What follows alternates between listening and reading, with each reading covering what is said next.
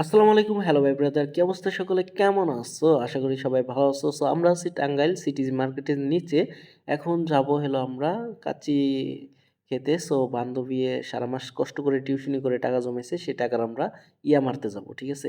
So অবশেষে চলে মানে রিক্সা নিয়ে গেলাম। রিক্সা নিয়ে যাওয়ার পরে আমরা চলে গেলাম কাচ্চি খাদকে। কাচ্চি খাদকে চলে গেলাম।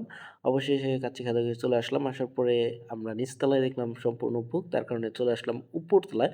উপরতলায় আসার পরে দেখি ফাঁকা, ফাঁকা। সো একজন ভাই গার্লফ্রেন্ড নিয়ে আসছে। ভাই খুবই মজায় আছে। যাই হোক আমাদের তো নাই, আমরা সিঙ্গেল বাট এখানে সিঙ্গেল আইসা লাভ নাই ভাই। কিন্তু কি করব, আমাদের তো নানি মানে ওইটা আমার বান্ধবী মানে নানি হয়। মানে আমরা সম্মান করে তাকে নানি ডাকি। সে আমাদেরকে যেহেতু ট্রিট দিছে সেই ক্ষেত্রে তো আসতেই হয়।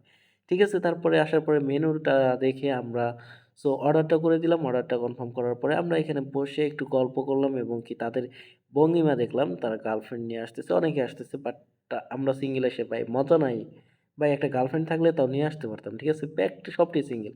বাট একটা প্রেমে আছে, ডুবে আছে। ঠিক আছে? যাই হোক কিছু করার নাই। তারপরে অর্ডারটা নিয়ে আসলো। আসার পরে এখন আমরা মানে যার, যার মতো প্লেটে বেড়ে নিচ্ছি। নেওয়ার পরে খাবো। তার আগে এখানে একটু বগর, বগর করলাম। জাস্ট ওই ভিডিওটা দিতে পারি নাই। কারণ কিসের জন্য? এখানে যে কথাটা বলছি, ফ্যানের বাতাস বা এসির মানে এখানে কথার জন্য, বাট আমার নিজের কথাটাই আসে নাই। মাইক্রোফোন নাই তো তাই। যাই হোক তারপরে আর কি করার? কিছু করার নাই। অমনি একটু হাসাহাসি করার পরে নিজে যার, যার মতো বেড়ে নিলাম। বাট এখানে ২ টা মাংসর পিস দিছে, বাট এইখানে আমাকে সম্পূর্ণ একটা হাড্ডি দিছে। ভাই এটা কি কোনো কাজ করছে? তারপরে আর কি করবো, অমনি খেলাম। এখানে আর কোনো কমপ্লেন জানাইলাম না যে এখানে ২ টা ইয়ের মধ্যে সম্পূর্ণ একটা হাড্ডি দিছো কেন? আ কমপ্লেন জানাইলে হয়তো চেঞ্জ করে দিত, বাট এতটা প্রয়োজন মনে করি নাই।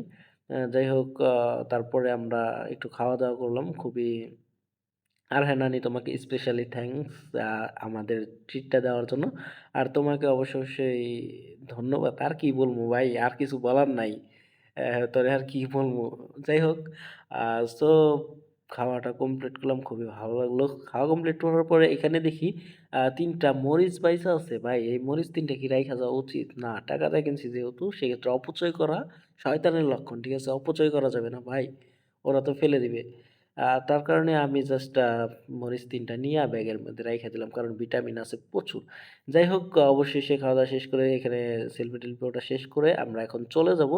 সো ভিডিওটা যদি ভালো লাগে থাকে অবশ্যই লাইক, কমেন্ট, শেয়ার করে দিবেন উড়াধুরা। আর দেখা হবে নেক্সট কোনো ব্লগে।